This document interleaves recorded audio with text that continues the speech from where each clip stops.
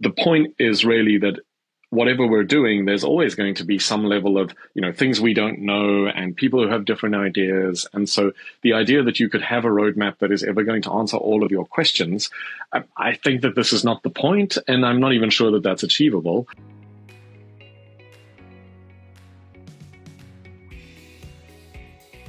Welcome everybody to the Talking Roadmaps channel. Today I'm joined by Cliff Hazel. Cliff, welcome. Please introduce yourself. Thanks, Justin. It's lovely to be here. I started my kind of background is in product management in South Africa.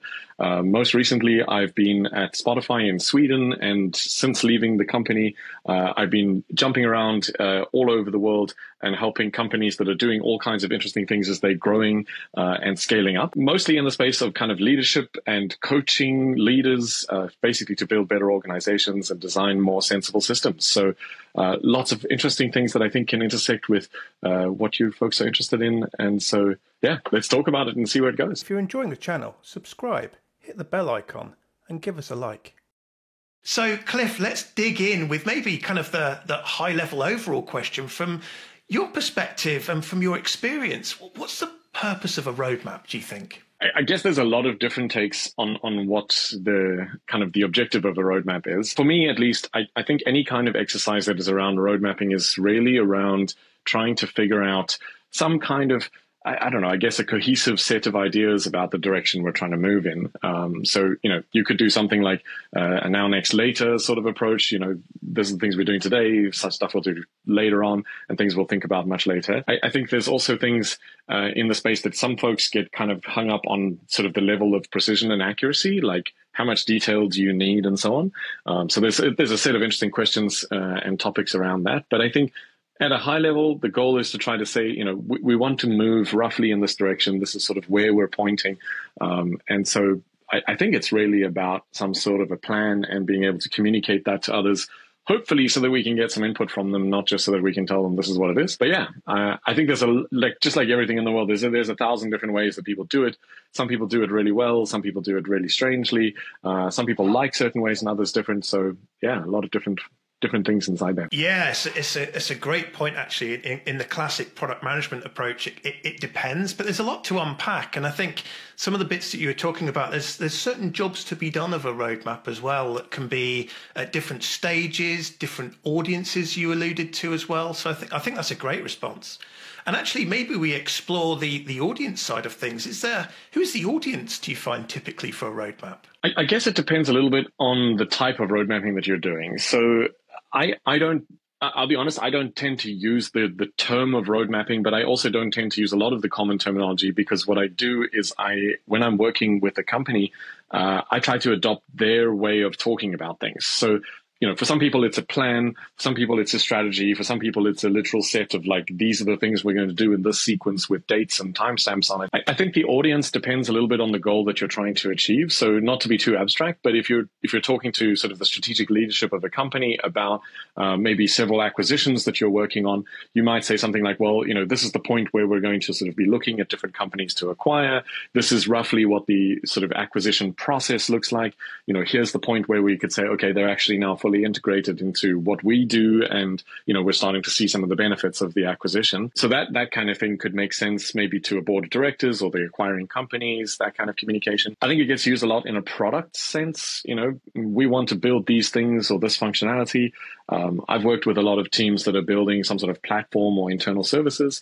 And so there, what you're trying to do is paint a bit of a picture and say, we're doing this stuff now because you've asked for it. We're going to do this stuff later because maybe it's, it builds on the thing we're doing now, or it makes more sense to do that after we've done something else.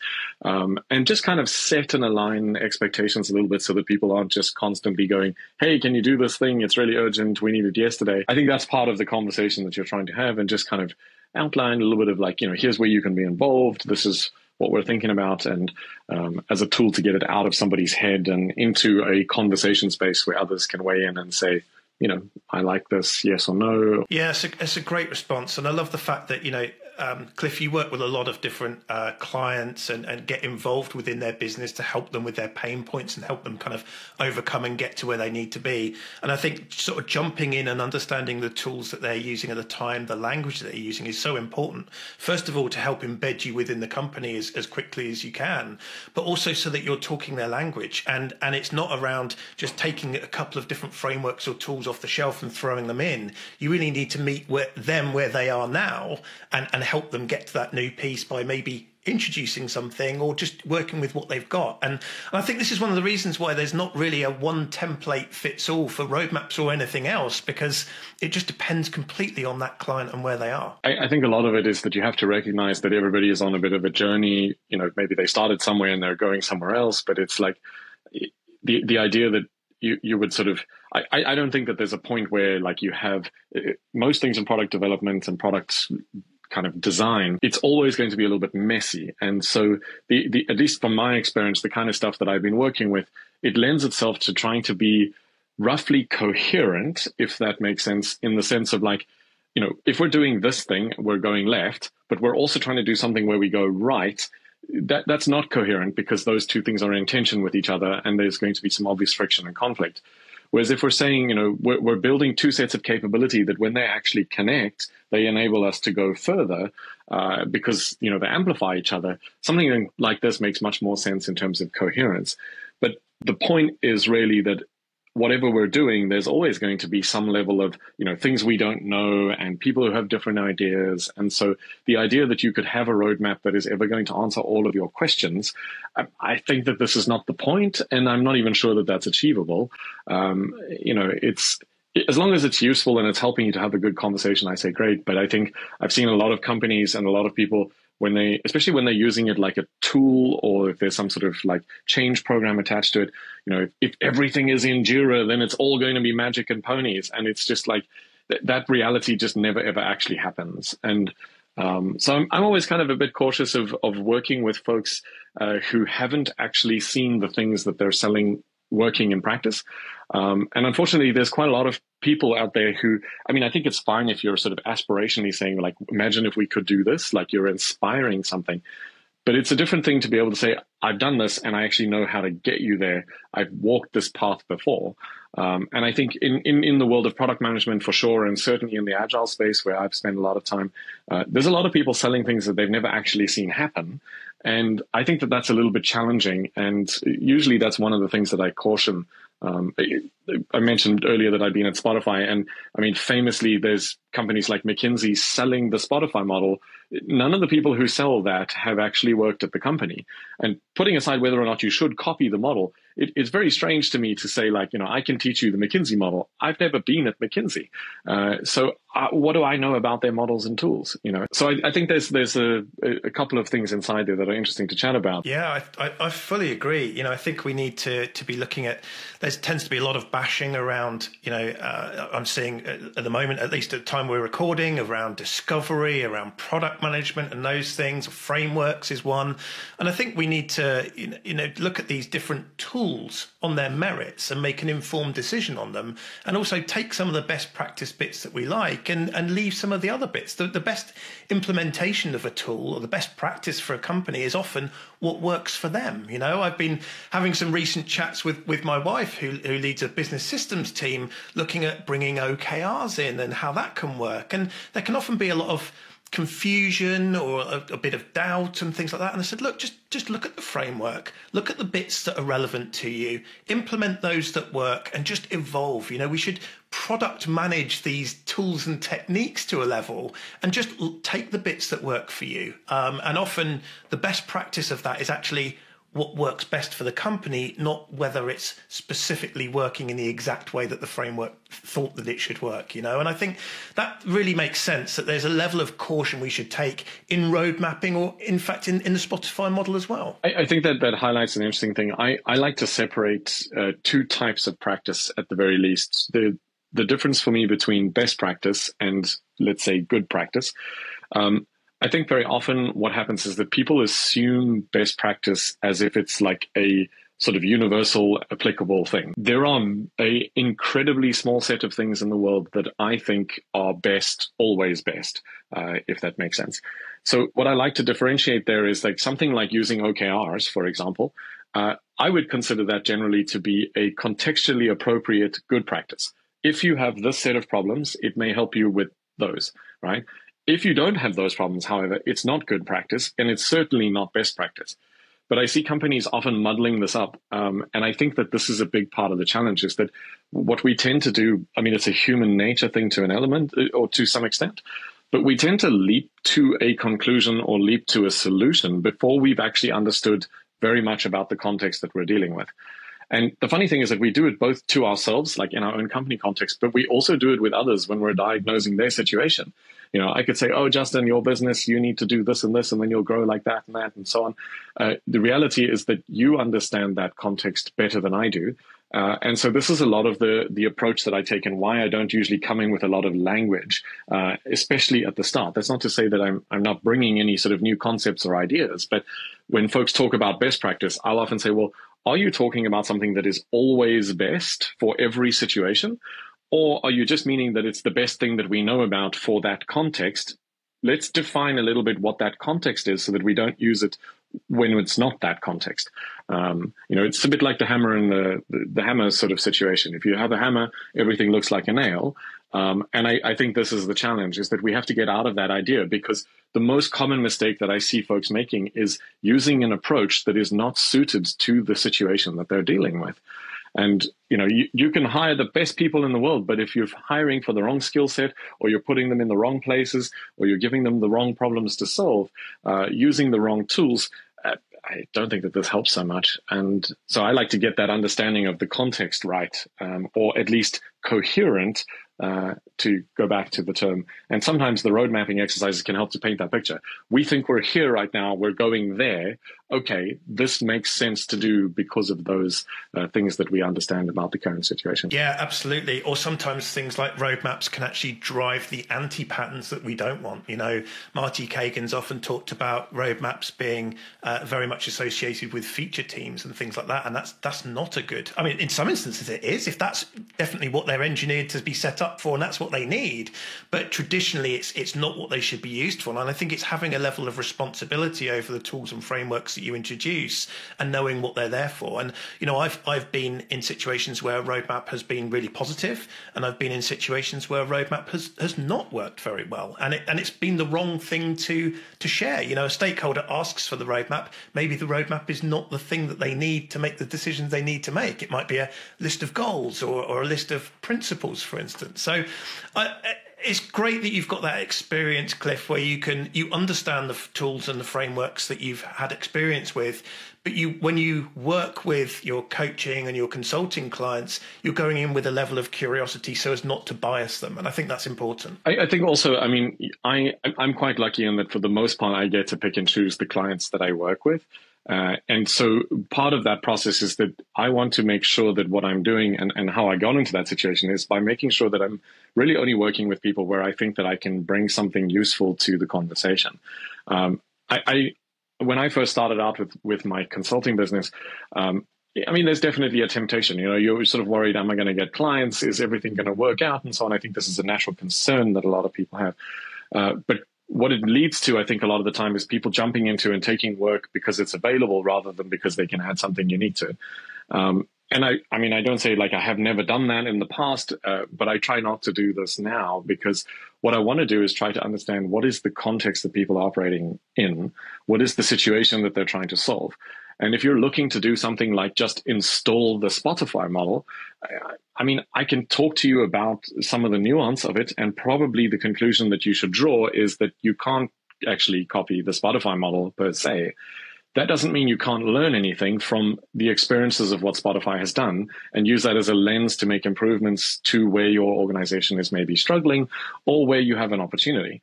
But I think the idea that you can go and say, well, if we're going to make everything, in our squads, chapters, tribes, and guilds, I don't know, like, is that fixing, like, what's the problem that it's fixing? And so a lot of the time I've come into companies where they've already gone through that kind of change, and they're saying, well, help us figure out how to make sense of this and kind of organize ourselves sensibly. And surprisingly, often the conclusion is that you've added quite a lot of complexity and change into an organization that was already very, very busy. And the thing that you haven't addressed is the enormous amount of work that is beyond your capacity to deliver. And so fundamentally, the fact that stuff is not coming out, and that very often the things that are coming out are subpar or not achieving the results that you want, has very little to do with the organizational structure in the sense of did you have chapters or tribes of guilds. It's much more to do with the fact of like you're trying to do too many things and you're putting people working on totally different things and then creating this nightmare mess where like every time I need your help to do something with me, I have to wait because you're busy for the next 6 months on something else. And you compound that by the entire organization. And so, if we start looking and say, like, you don't have to throw away everything that you've done. This is the context that you now have. This is how you're working. But let's be careful about not just trying to, kind of roll it out to everybody. Because if it doesn't work, now you've replicated it everywhere. And certainly there's going to be at least one or two situations where, like, even if it's a great idea, it probably doesn't work for every team. So let's unpack a little bit of that nuance and say, well, what situations? Is this great for like high-end innovation, cutting-edge stuff? Is it great for more order-taking, service delivery, doing the same repetitive tasks? Is this great for more of a customer service, like, custom development sort of situation? What kind of things are we dealing with, So yeah, I think it's very important to, I've said this a bunch of times in a number of different ways, but like really understanding where you're starting, because for me, so often what I see people doing is saying, well, we're planning a trip to London, for example, but we have no idea if we're starting our journey in Cape Town or in Stockholm. You plan a fundamentally different trip depending on where you're at. We could actually drive from Stockholm.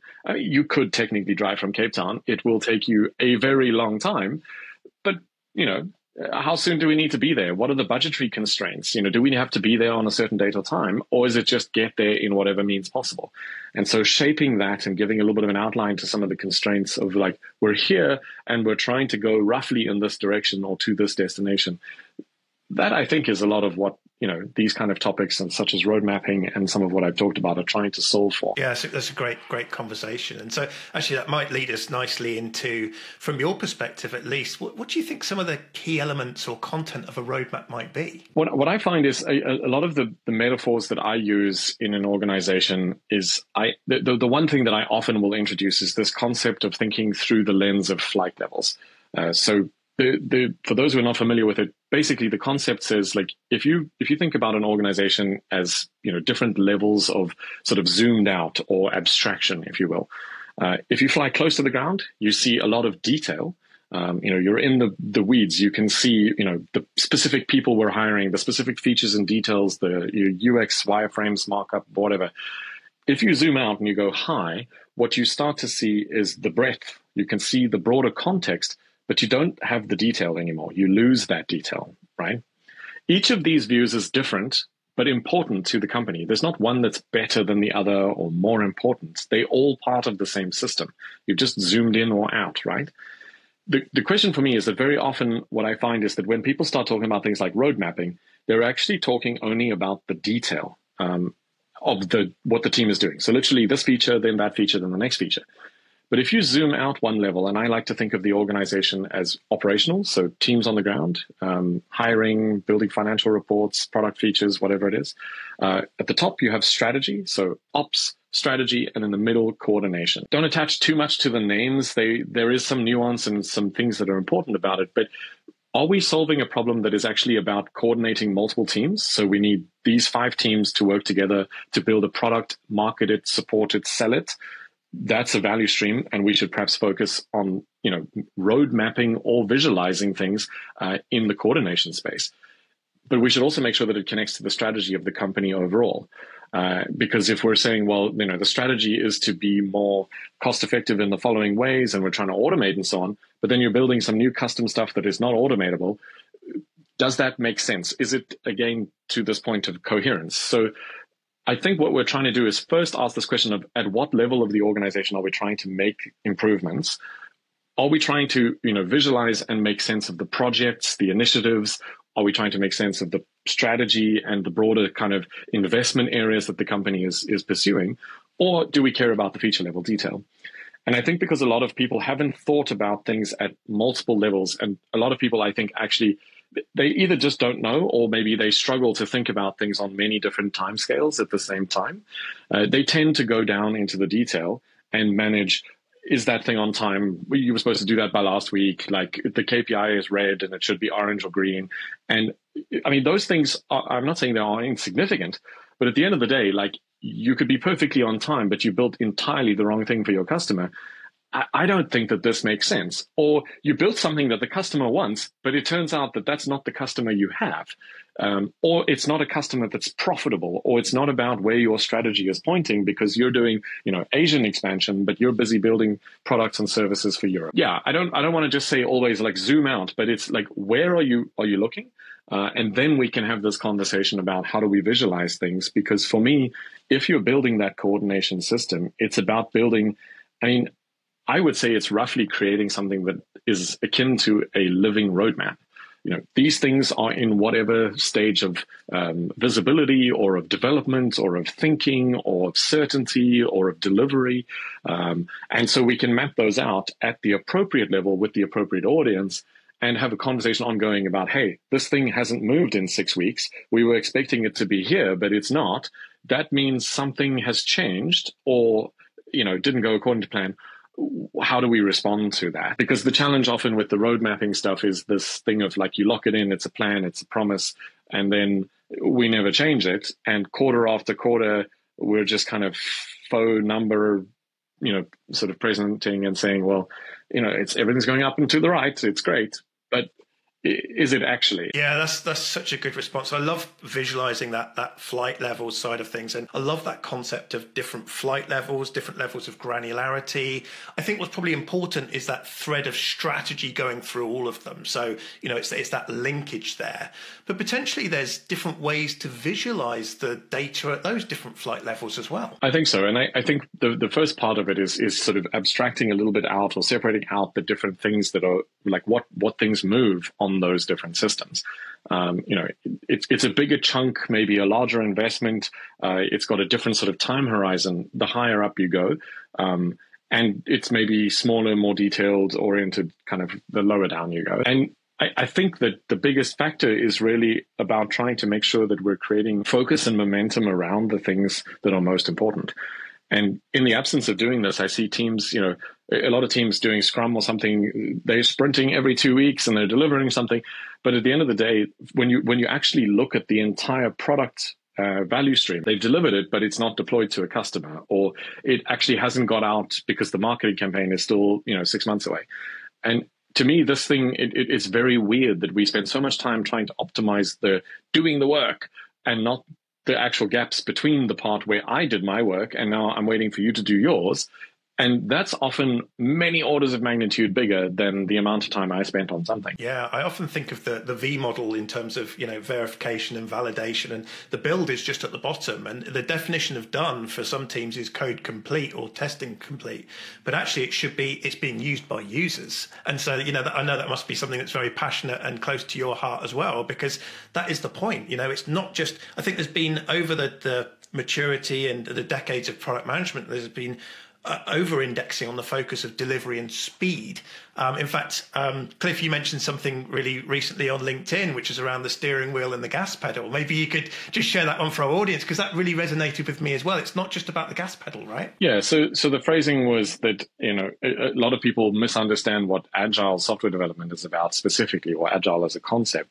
And basically what I said is that I think that agile is the steering wheel, not the gas pedal. And the point behind this is basically that the goal of trying to do something fast is so that you can get feedback quickly, so that you can learn and adjust course.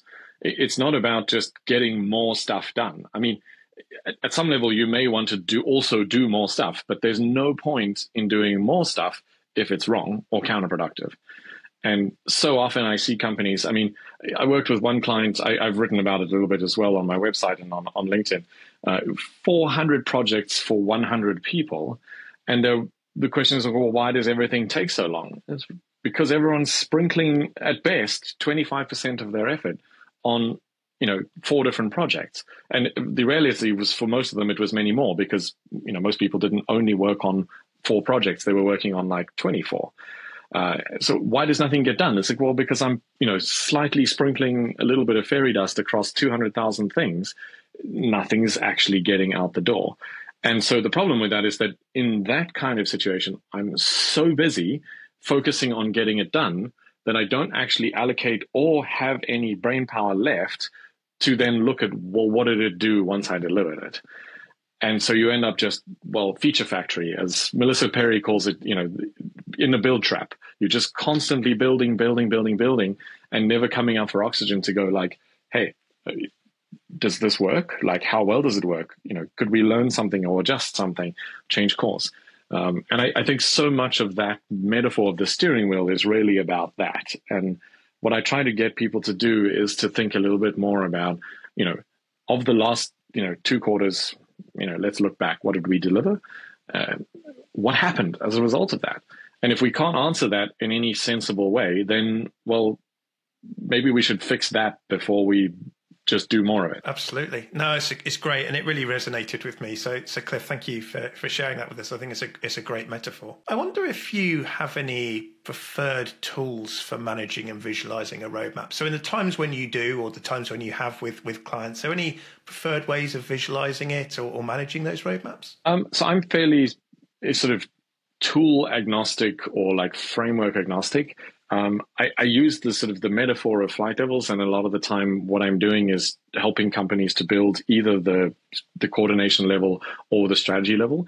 I find usually most of the teams have got something at the team level already. They're doing Scrum, they've got Kanban, they've got Jira boards, Miro boards, Mural, whatever it is, a whiteboard, a Excel spreadsheet. Linear is quite popular these days, is picking up.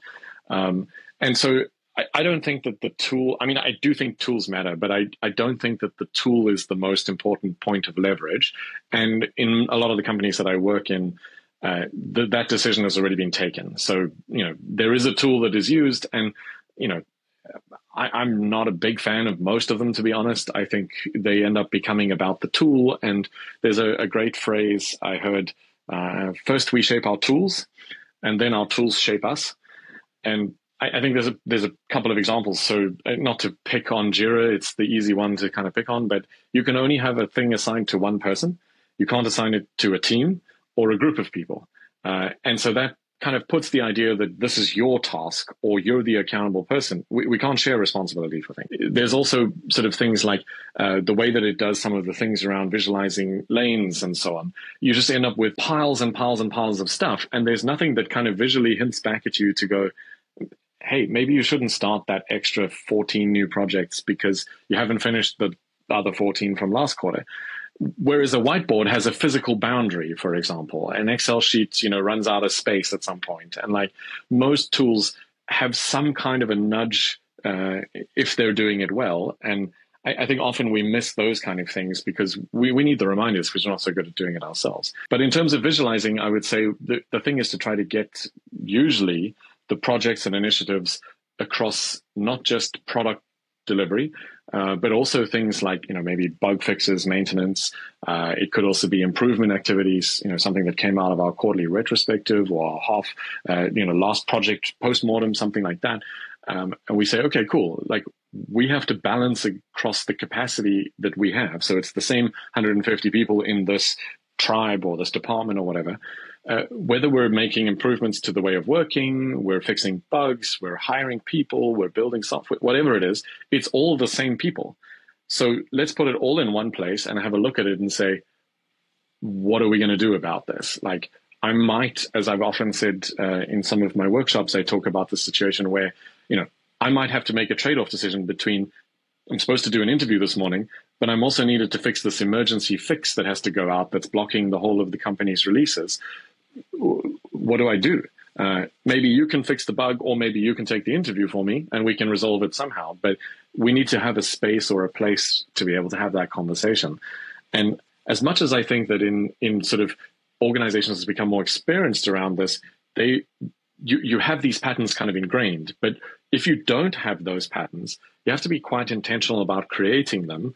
And so you might use something like a stand-up, for example, to synchronize activities.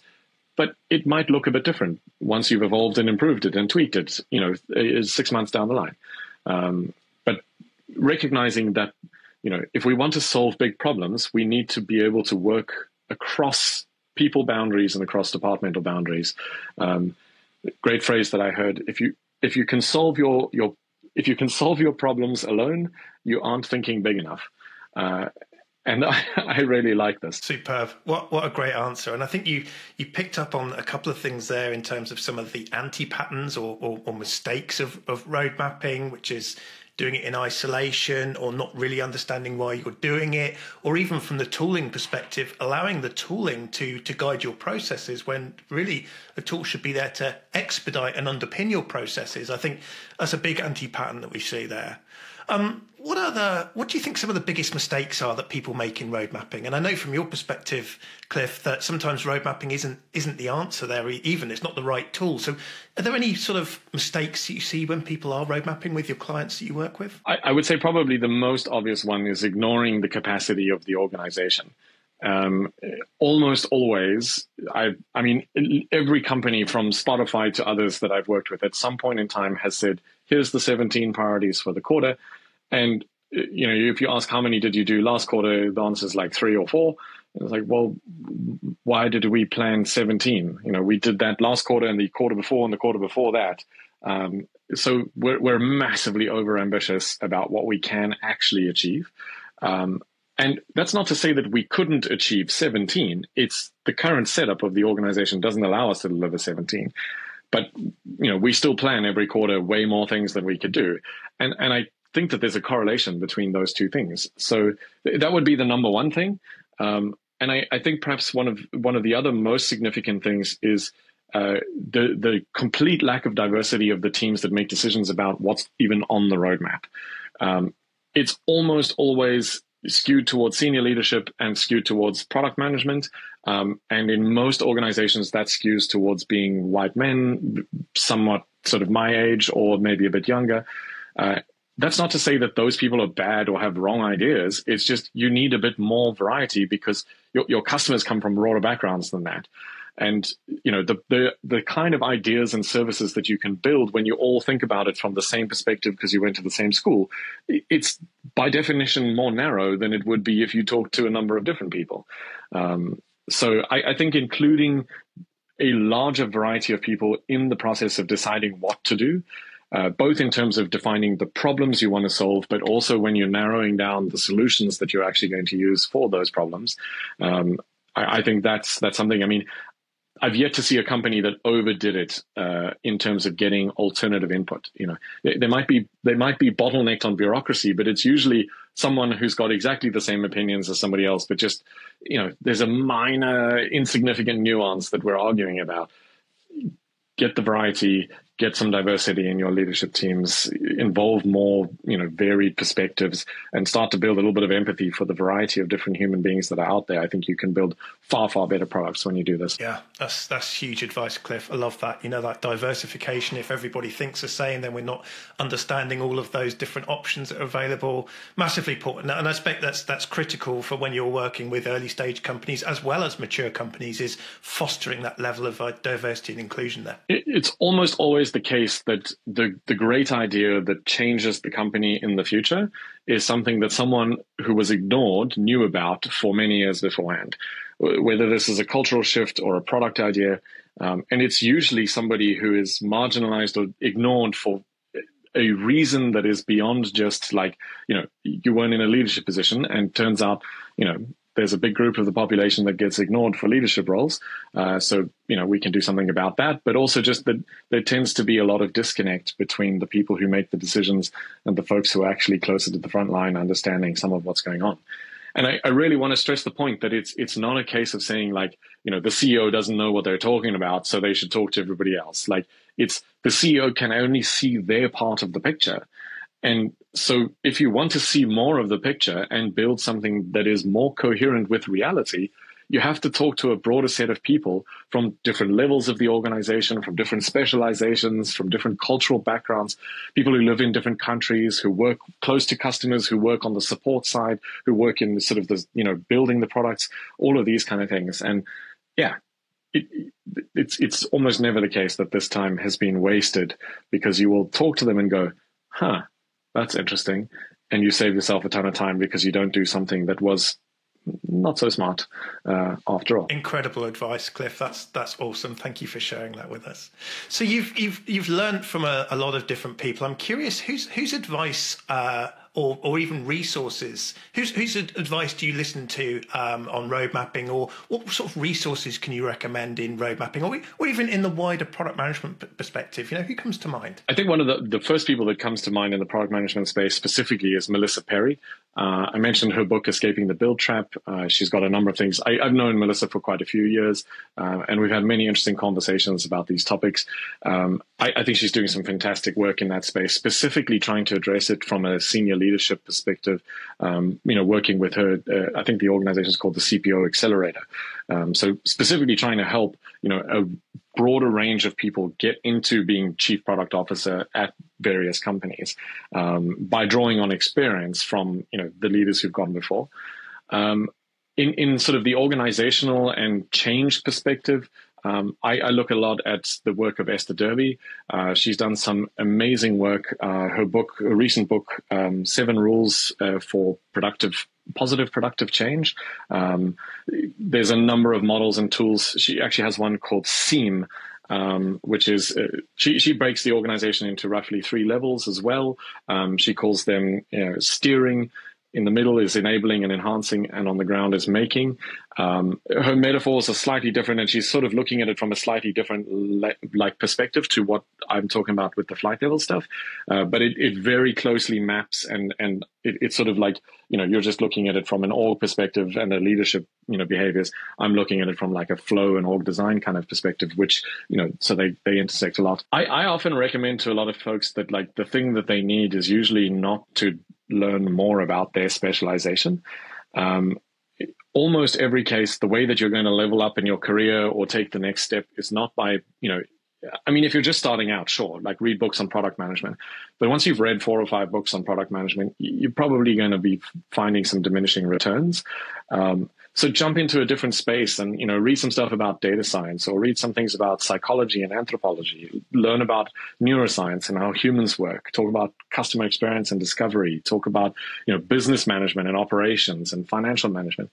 And so I think these kind of like the more, I don't want to say that it's always better to be a generalist, because that's not the point, but it's more like, in order to do a better job of the thing you do, you need to understand the other people's roles around what you do.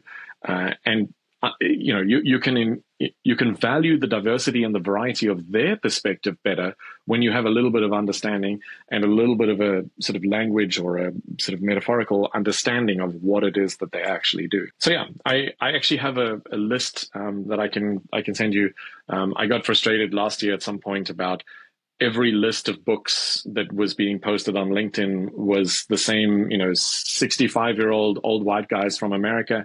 And I'm just like, it's not that they have bad things to say always. I mean, there are some that are saying horrendous things, but the vast majority of it, it's like, yeah, it's interesting, but where are the other voices? And so I made a list of, I think it was 20 odd books written by women, mostly who are not from the same background, and talking about everything from, the science behind what we get wrong about women, and like actually looking at the scientific evidence and how that has implications for things like seatbelts are designed for the average male, but the average male is not really even representative of the average male. It's just the midpoint.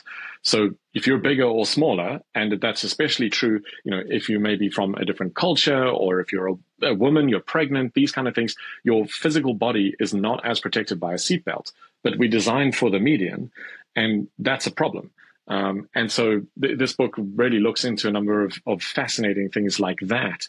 And I think these kind of topics are very much worth exploring. So I kind of dodged your question and said, don't read books about product management, but I'll share the link with you for the summary of those posts, and you can have a look. No, I think there was a lot of value, and I really appreciate that about you, Cliff. Is that kind of like looking at other areas that we can learn from? You know, are we if we're all reading the same 10 books, we're all going to turn into the same types of people as well. So I think celebrating those different diversities and things like that is really important, and also looking at parallels. You know, looking at how football coaching works and how can we bring those learnings into product management. Those sorts of things. I think that's a great aspect. I want to just, like, at the risk of kind of over making my point on this, like, I think a lot of the time people get caught up in like diversity and inclusion sort of work purely because they think it's like, oh, well, we only do it because it has moral or ethical things. Like it's about, you know, fixing problems that we've created in the past, you know, and so on. And as much as I think it is about those things, I think there are also other concrete benefits that benefit everybody. It's not just about, you know, we need to fix those people don't get to participate. Yes, we need to fix that because that makes a better society for everyone. And the reality is that if we're building better companies, better products, better services, better internal ways of working in our companies that take into account the variety of different ways that human beings actually function, we don't all fit in a nice, neat little box. And we don't work exactly the same way. You know, some of us are morning people, some of us are afternoon people, some of us are evening people, some of us are just like, leave me the hell alone people. Some of us love to have people around. Each of those different styles and preferences, just to make a very simple point, have different needs and will function at their best in a different environment. And if we're not taking that into account, we're ignoring so much of the information that is available to us that would actually make our organizations function fundamentally better for all the reasons I mentioned, and also solve many of the societal challenges and the exclusion issues that we've faced historically. So it's a double-edged thing. And I think that if we solve it, it actually fixes both sides of things. I mean, so I encourage people to think about, you know, even if you're not necessarily yet personally excited about fixing the wrongs of the past, still, it will benefit you by fixing these things. And if you look at it from these different perspectives, you will understand more about what's actually going on in the world and build more coherent products, more coherent strategies, and better change initiatives, better roadmaps, all of these kind of things. Cliff, I totally agree. It's more than a checkbox of doing the right thing. It's actually there's so many benefits there that are not even yet being explored. So I really resonate with that. I'm going to ask you probably one of the most difficult questions I could ask you, which is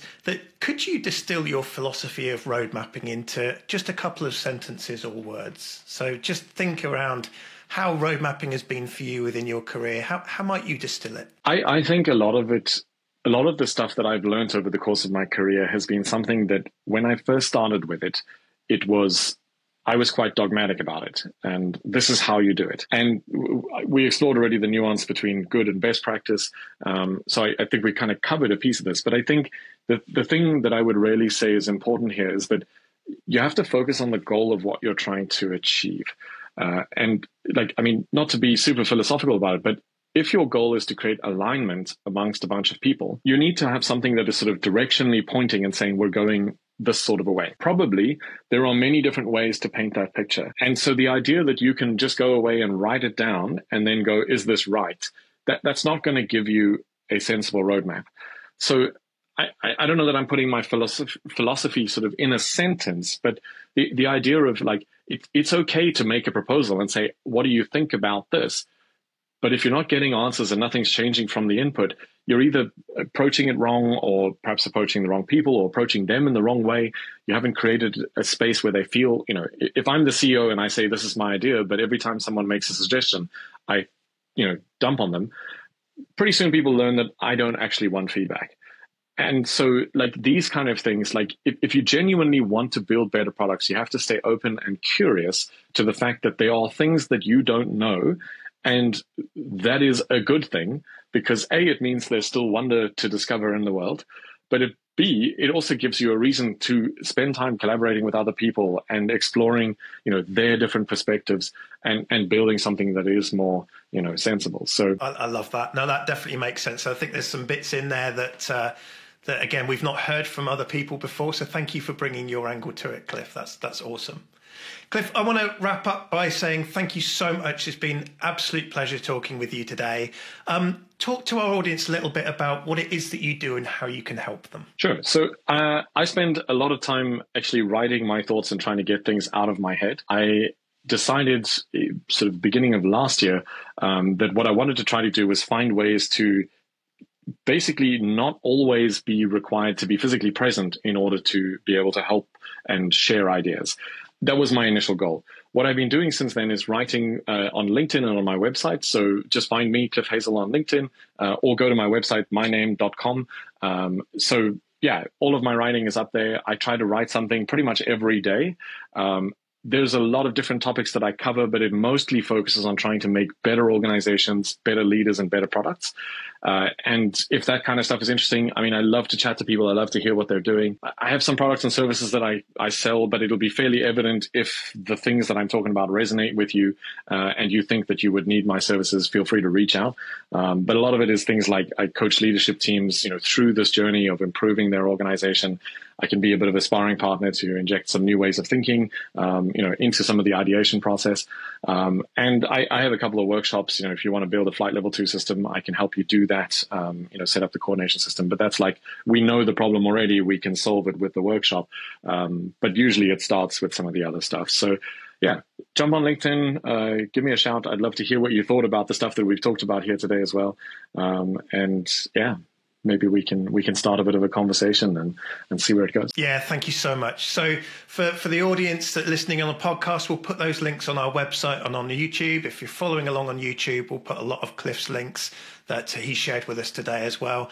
Cliff, all that leaves me to say is a massive thank you for spending time with us. It's been an absolute joy to speak with you. And I know the members of our audience have also been beckoning you to join our channel. So thank you so much for spending time with us today. Thank you so much for having me. It's been really cool. I've enjoyed this conversation. And I like a lot of the questions. You've got me to talk about some things that in a slightly different way to maybe how I've talked about them in the past. And that's a big part of what I enjoy. So thanks for having me and taking the time to listen. Thanks very much for joining us. Cheers, Cliff. Cheers, Justin.